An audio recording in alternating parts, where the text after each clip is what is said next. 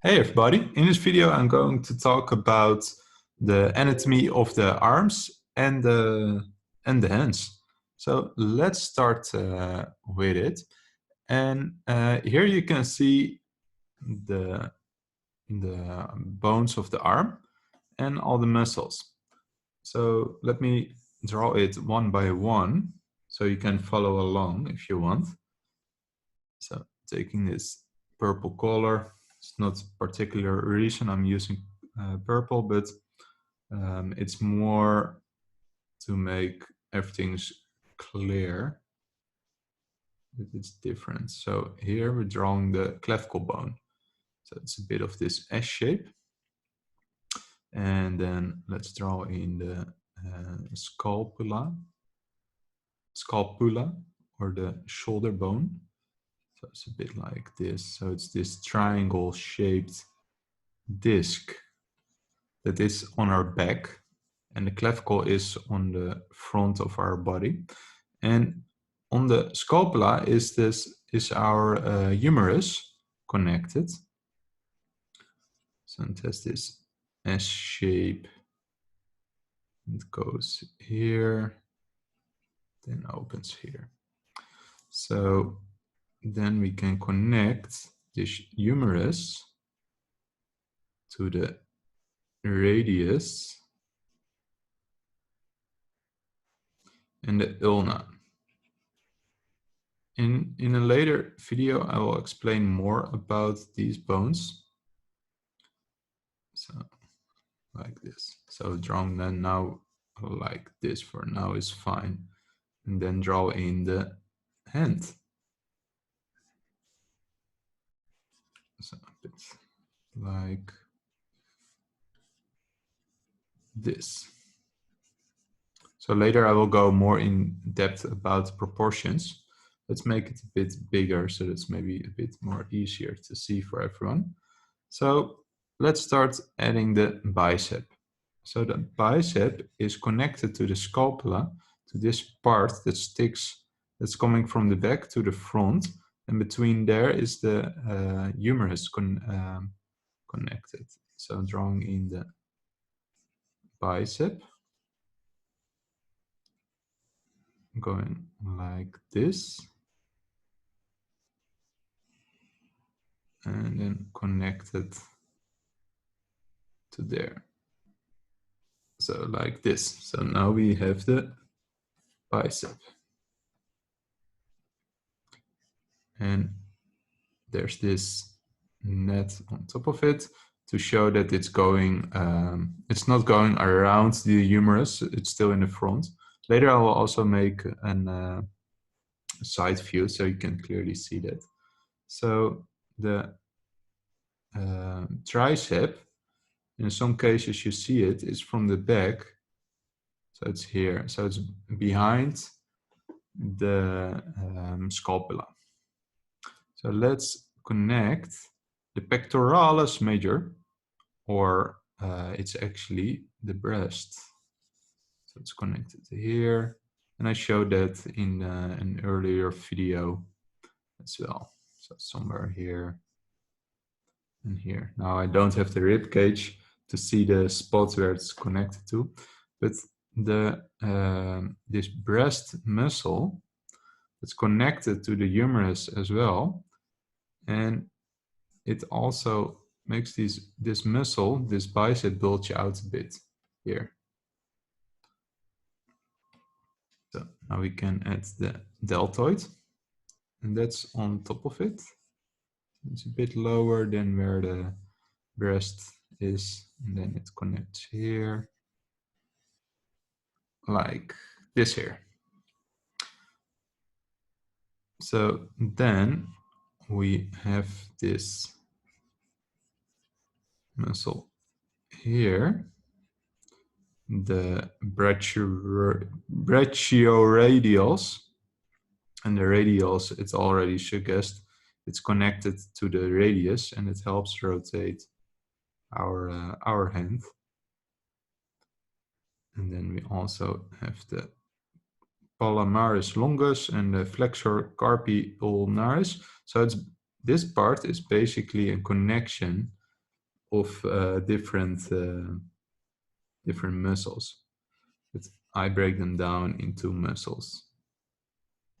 So this is basically the muscles from the front side I use to draw the arm. And yeah, let's just continue with the sidearm. And I would advise you to practice these steps. And you don't have to know them all out of your head, but it can definitely help with a better understanding. And then I learn them, but sometimes I have a bit of a hard time remembering them. And then I look at these images if I'm stuck with a drawing. And oftentimes that's only when I'm drawing a person that isn't wearing a shirt or clothing or something. So, and here in this humerus, you can see this S shape as well. And then here this shape, then here. So sometimes I'm just drawing it simple as this. So it's not that I always draw all these detailed muscle of bones. So drawing in the deltoid, in the tricep, that muscle in the back, then the bicep. So here, and you can see that this bicep has the most weight here, and the tricep has the most weight there. So, and behind that, there's the brachialis, and it's, yeah, between those two muscles. Basically, don't see that much. The extensor carpi is like this. You can see it's also connected to the humerus, and it ends at the hand. And then we have the extensor digiforum. All those hard names. Oh well. And then here you still have a bit of the bone of the ulna. So the ulna did bones, also your elbow. So you see this. So that's how you get this straight line here, and then makes this curved line. And again, there's that straight versus curved. Also, this is also not symmetrical. So it's not this, that upper arm. It's more like this shape, that upper arm. So the arm, the back of the arm. So here we have the scapula, and that's going like this here. So this is the back of the arm, and here is our elbow, is the ulna, and then the radius, then the hand, like this here. Now we can draw in here this muscle that's on the scapula, and that's connected to the humerus, so that helps to move the humerus. So we also have this tricep that's connected here, and it's connected to the scapula as well. So it's a bit of a weird muscle, but here's the thickest part, and here it's really thin, this part. And that's also why you get that A shape there. You can feel it with your own arm. So then we have the extensor carpi longus. It's a bit like this here. And then the extensor carpi ulnaris.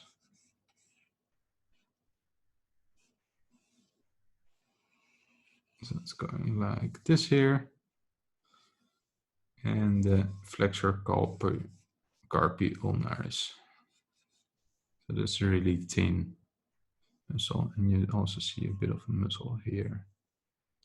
But I think the tricep and that extensor is most important for the shape. And of course the deltoid, the shoulder, is going like this here. And there's this muscle in the back. It's going like this here. And the trapezius here. So those are basically the muscles of the back arm. The arm side, I just showed that a little bit. I can show it again quickly here, and you can also see the arm is in different position. And then you can see here the hand, finger. So you can draw the bones like these lines. So here, and this again a bit of a different order. I'm not always using the same order. Drawing things. So the deltoid, and then the bicep. So you can see it's a bit of a more simpler version. So here, the bicep, and then that extensor that's coming from this side to here. So here you can see it's actually two muscles. So here's the extensor, and then here this is the other part of the muscle. It's going like this here. And then here you have this hard part here, like I drawn here. So you can see the arm muscle as a chain. So if we would draw here a chain, and this chain, let's use this color, goes like this here. And then we have this arm here.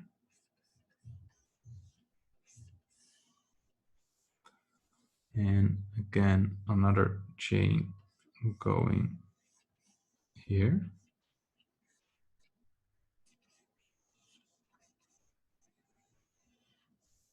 So this one can move and up, and here this one as well. So you can see how the muscles work here. And then when you have this, and it's more a way of thinking, you can think the shape is more like this to make it more connected. And then here, so we have this side that's going like this and the side that's going like this. And the same here, the side that's going here, the side that's going straight there. And again, like this and this here. So also connecting it here. So now if we erase this a little bit, we can actually draw in the real arm. So here's the shoulder, then here's that tricep, and the bicep. Remember that this point is then there, and then this point here. So there's this line going through it like that. Here. So now we have this muscle that's going like this here. And then the hand that is flat like this.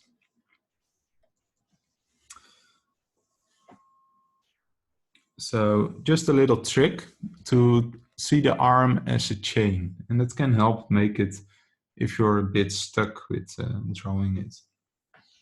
So the arm can move open and close, open and close. So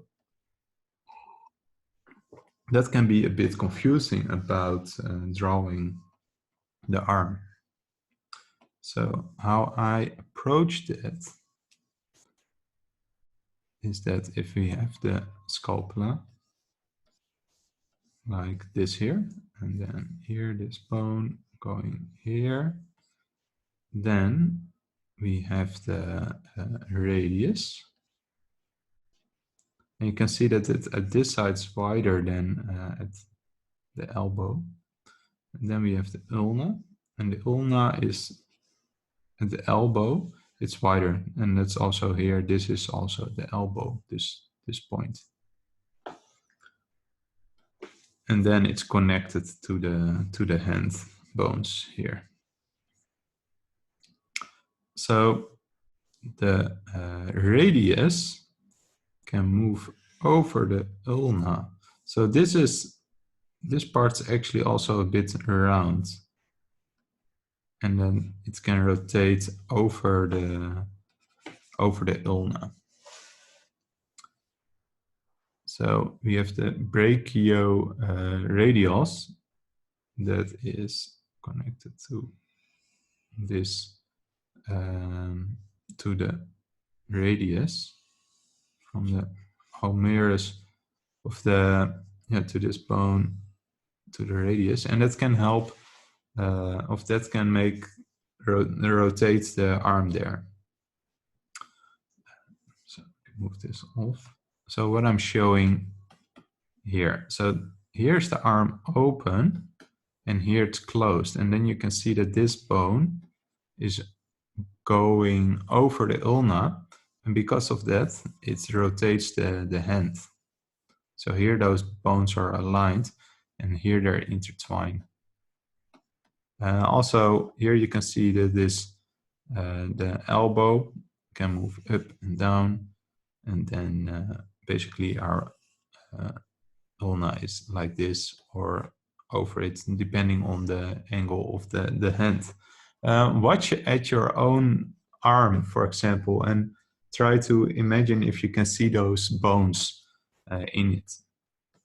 And here I've shown it with drawing the muscles on top of it, and then you can see if you rotate the hand and you drag the radius with it, the muscles also get dragged with it. So then this point moves over to that. So you see less of the blue here, and you see more purple here.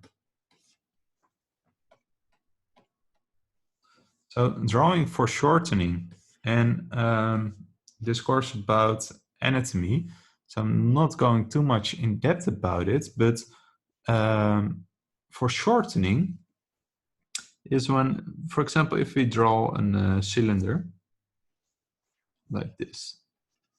So it's not in perspective, the top is just as wide as the bottom. But if you draw the cylinder on the ground and it's going away of us, this seems a bit strange. This is not correct. What actually would happen is that if you have this cylinder and you have the horizon here, and this is the vanishing point on the horizon, and you draw this other end of the cylinder, you can see that this side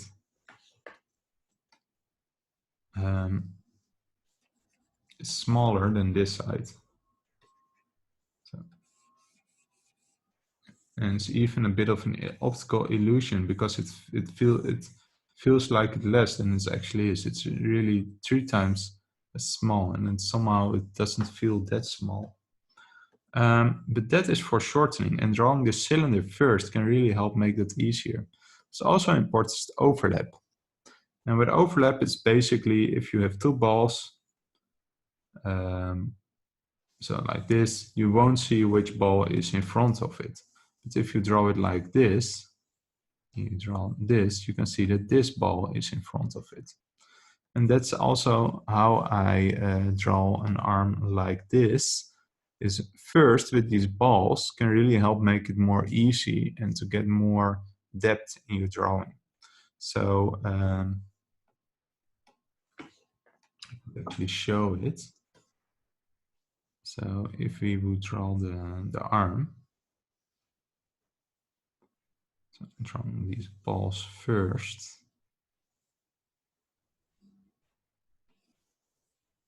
like this here. Then connect all these parts here.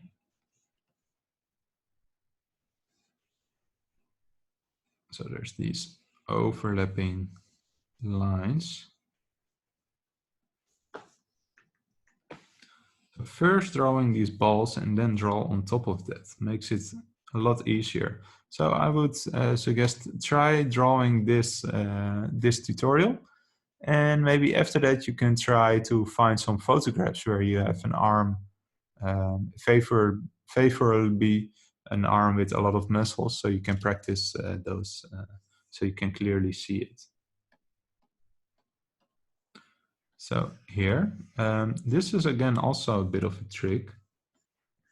So here you can see, if you put this arm in a grid, you can see all these landmarks, and so you know a bit of the positions of those things. And of course there's some 3D depth in those things, so that it looks out that you don't make this arm too flat. But for example, if we're drawing perspective, and this is not perspective course, so this is really fast. So this is the horizon line, and then we have one vanishing point. We can draw these lines going like this. So let's draw a line here and here. So if you want to draw this arm here, then we have this box and we divide it by cross. So now, and we make a line in the middle here. So now we know the middle is here, and that's because of perspective. Again, this is not a perspective course. I've made an ebook about perspective if you want to know more. And for things like this, that's really useful. So this is how I figure out those middle points. So now we can make this grid.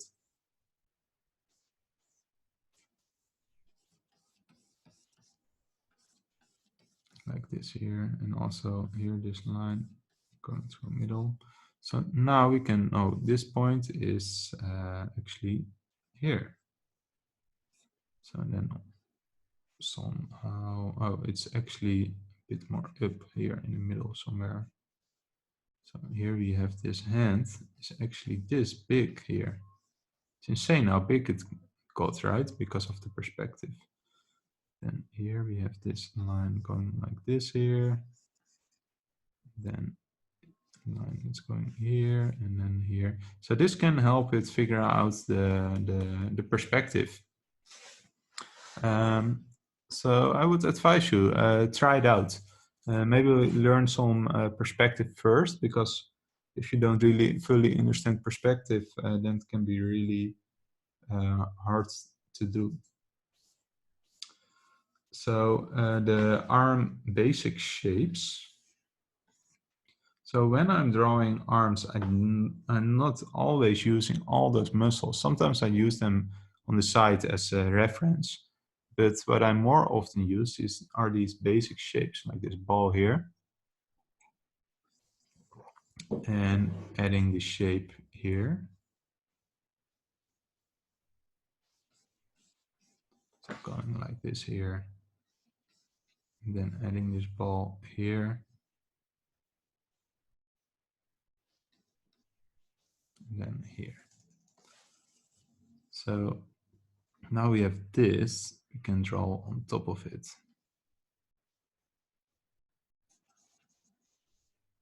So like this. And this is a trick I sometimes use to draw quickly arms.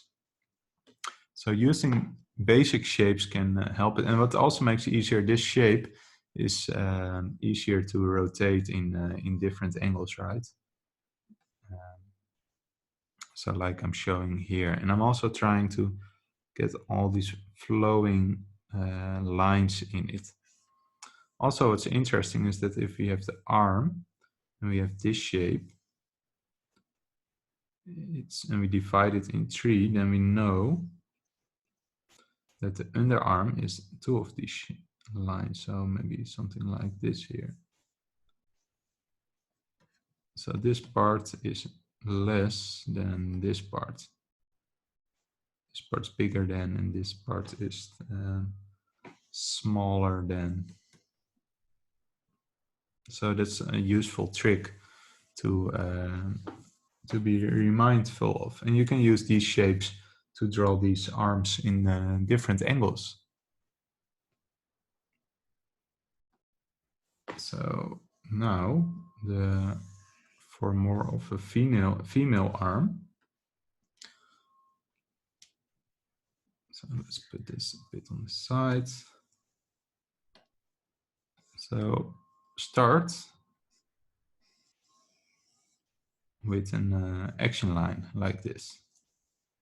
And then on top of that, you can draw these lines here, following this line here and there. So I'm starting with this action line, and then I'm adding these two purple lines of the outside to get this arm. And this is how I often draw more feminine arms, to get more of this flow in it. And so you won't see the muscles that much in it. So that's why I'm using these kind of flowing lines. And on top of that, then you can start adding in the sketching lines like this here. And then here, and drawing this finger here. Then here, this finger here. And then this line there. And here you can see me drawing some more of those steps. So first an action line, and then you draw these curving lines on top of it. And what I'm often using is straight versus curved. And this tutorial is not really about poses, so I'm not going too much in depth in it, but this is something you really can use when you're drawing when you're drawing poses, actually. So how the muscles work is our muscles can be relaxed, and it's like this, and they can be squished, and then they pull. So what you're seeing here is then here that's relaxed, so the arm is relaxed here. But now it bulges up and it pushes this arm, pulls this arm up. And the muscle can't push, but it can pull. Try to think of that when you're drawing arms. So I think this is a bit more clear. So here you can see this one is stretched. So this one is maybe stretched wrong. Maybe you can see it more as relaxed. And then here, this one is, how you say, this one pulls. So because of that, the arm gets pulled backwards. So in this case, the tricep is relaxed and the bicep bulges up, and that pulls the arm up. So that's really interesting when you're drawing muscles. So you can draw that in a pose, so then you can figure out which muscles are relaxed and which ones are pulling. It should be a bit thicker. So now we can start with drawing the hands. So let's start with drawing the proportions of the hands. So what I usually a lot of times do is I start with a line like this here. And then let's make it bigger. Then I divide that line by half. So what I'm doing here. So now you can draw this part for the palm like this here. So, and I'm showing that, and that's basically this part. Oh, not the part with the thumb, but this part. So now let's take a different color. Drawing in the knuckles. So a bit like this. So, and there's some space between those knuckles. And then you also have this part here, and you can compare this part with the carpals. So from this point, let's take a different color. You can draw lines going from this point through the knuckles. Going like this. And so here, move this a bit up. Oh, we can remove this part. So now to figure out the length of the fingers, we know that this one, so your middle finger, is the longest, oftentimes. Then we can draw a line going through like this and a line here. So it's this flowing line, and I'm always doing this a little bit on feeling. And now I'm dividing this middle finger through half. I think is this correct? Maybe a bit under it, like this here. And divide this part through half again. So now I can draw in these other lines. And these lines are coming together at one point. So a bit like this here.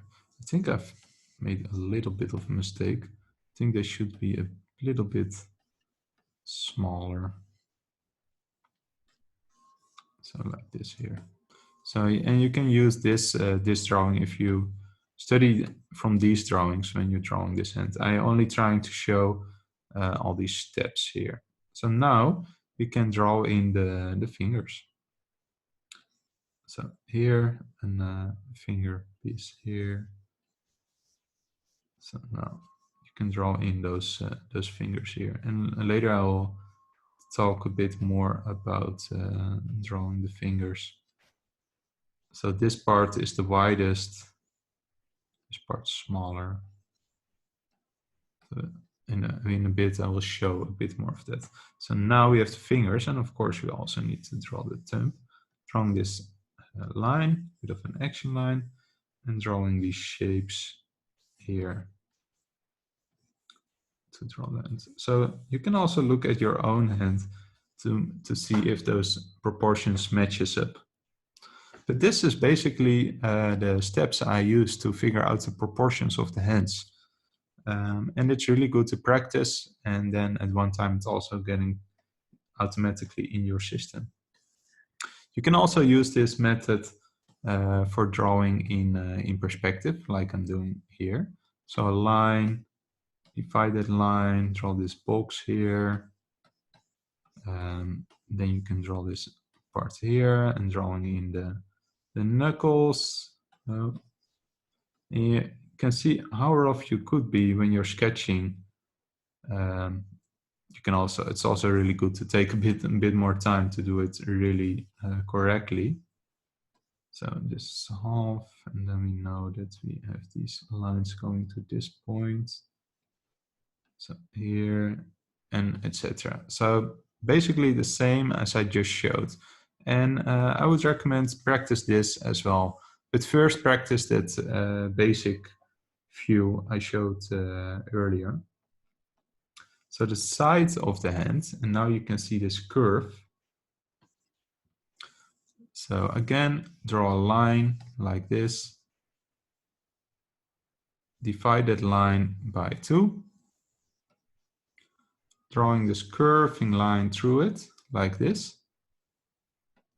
And then you can draw the shape in it. So this is this part. Do you remember all these parts? And this is the finger. And here we have this shape in the finger, and I will show that in a bit. Dividing again to half and half. Drawing in the thumb. And so that's basically how I draw the side of the hand. So you can see in this ebook more of those details about it. So here I'm showing some of the guides you can use for drawing hands. So if you place your hand on your head, it's often a bit lower than your hairline. So with me, I think I have a bit of a high hairline, but my hand is somewhere here. Some people, it's closer to the hairline. So that changes a bit a person. Also note that if you have your fingers spread out, you don't see this. You just see that they're all coming from this one point like this here. When you're, so what I'm showing here is that if your hand like this, it's like these parts are not straight. So it's not that it's like this, but it all comes from this part. And that's because of how the fingers move. And I will show that in a bit. Drawing the hand in foreshortening can be really hard, but just as I showed earlier with those overlapping balls, that can be really useful. So what I would suggest is that first draw the shape like this here, and then think of where the fingers come from. And also here, and then you can draw these lines, and then you can add these, first you can add all these balls on top of it, and that you can be as rough as this, and then you can start working on top of it. And then when you have these balls, you can start adding more shape to them. And that's how I figure out perspective with using these kind of basic shapes to figure out the hand in difficult angles.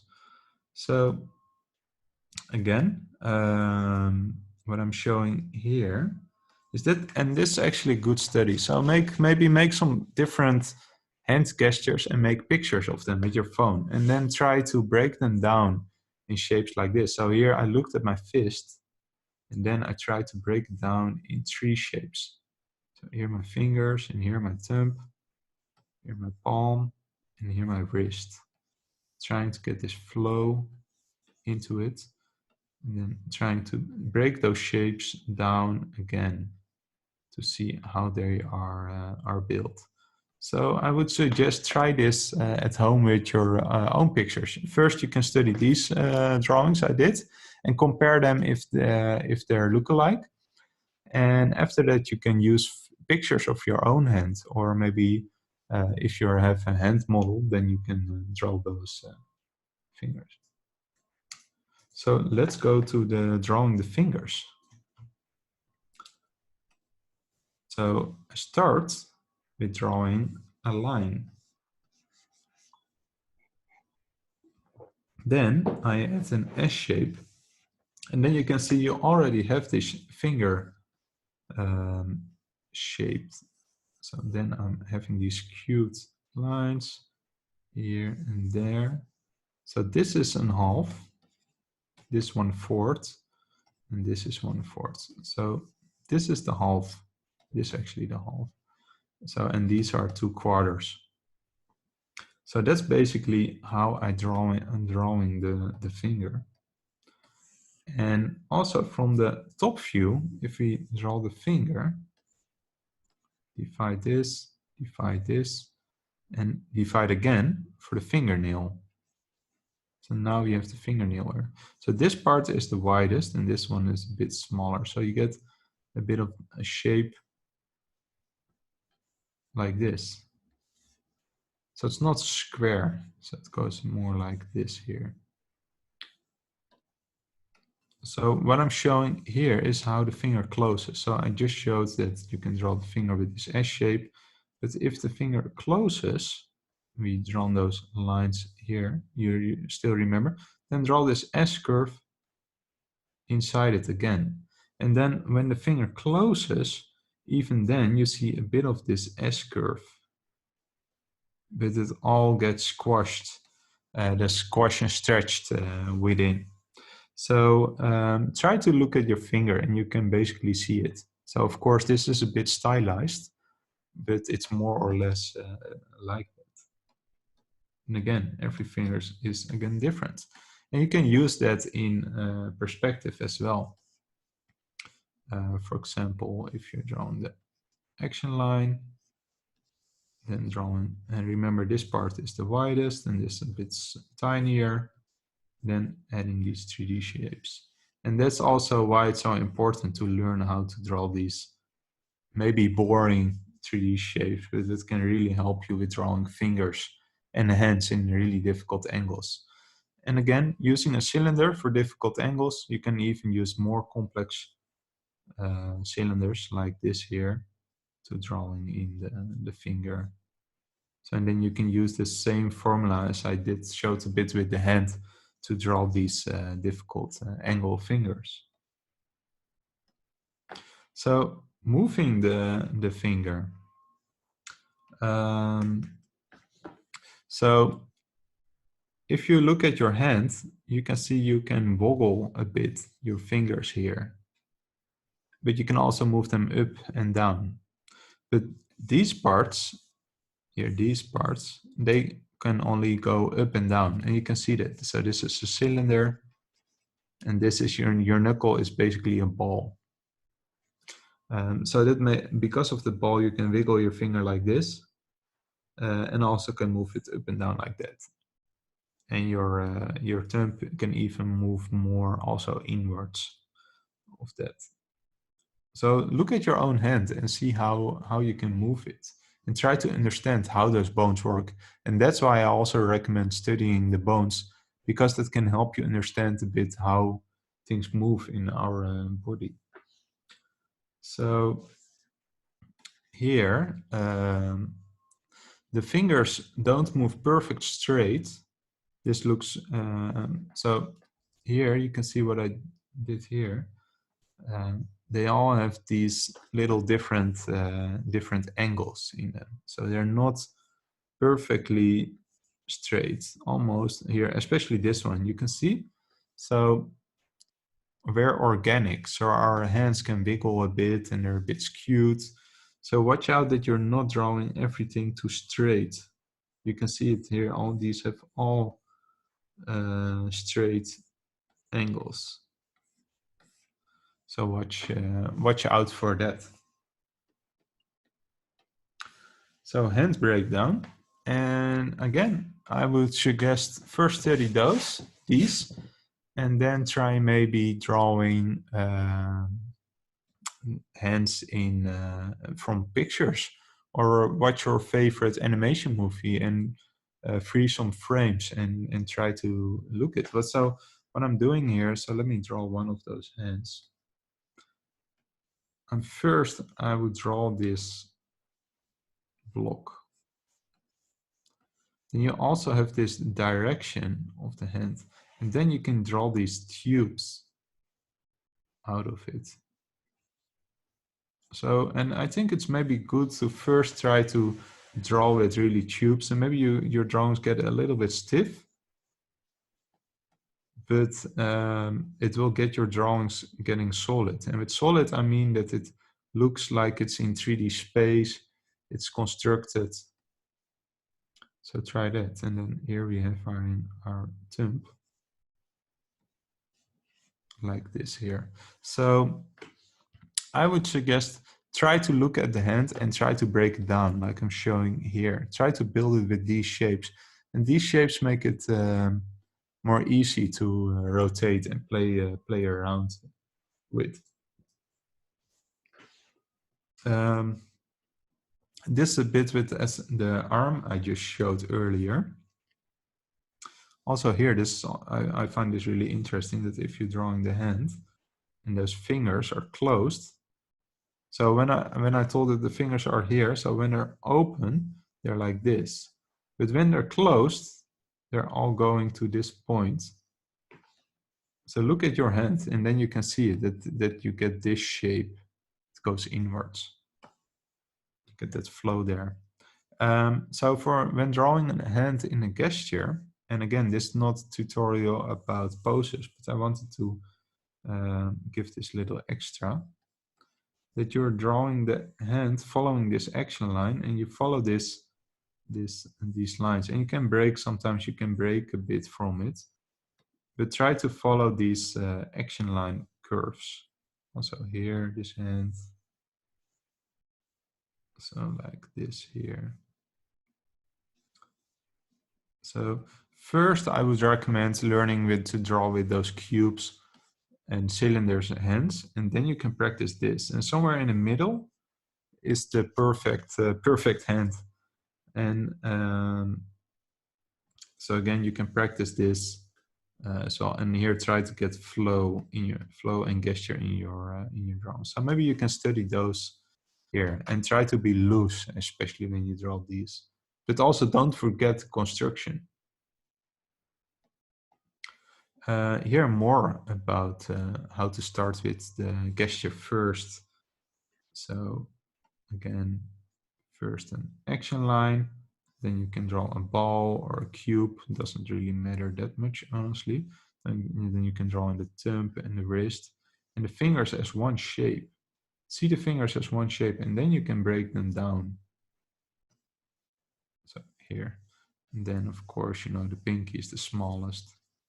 So that should be smaller. But oftentimes I'm drawing the 4 fingers as one shape first. So you maintain a kind of flow in it then.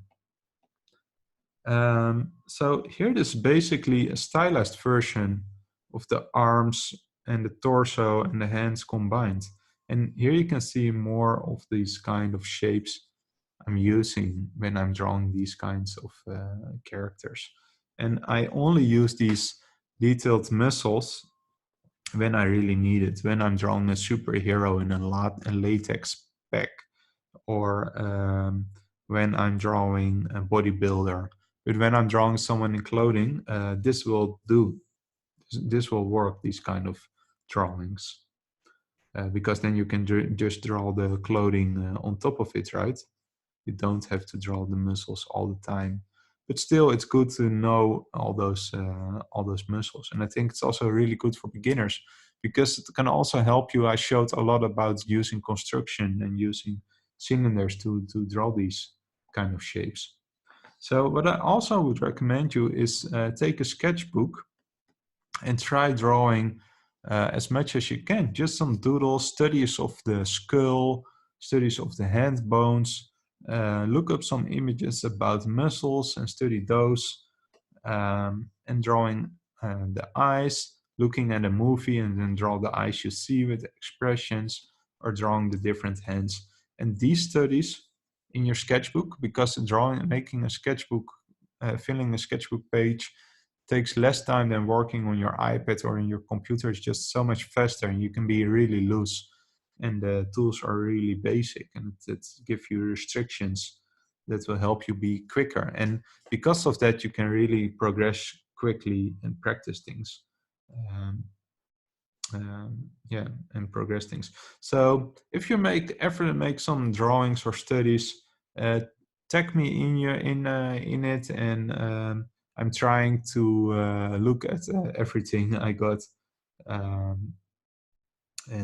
the main trick with getting good at these things is to just practice a lot and having a lot of fun.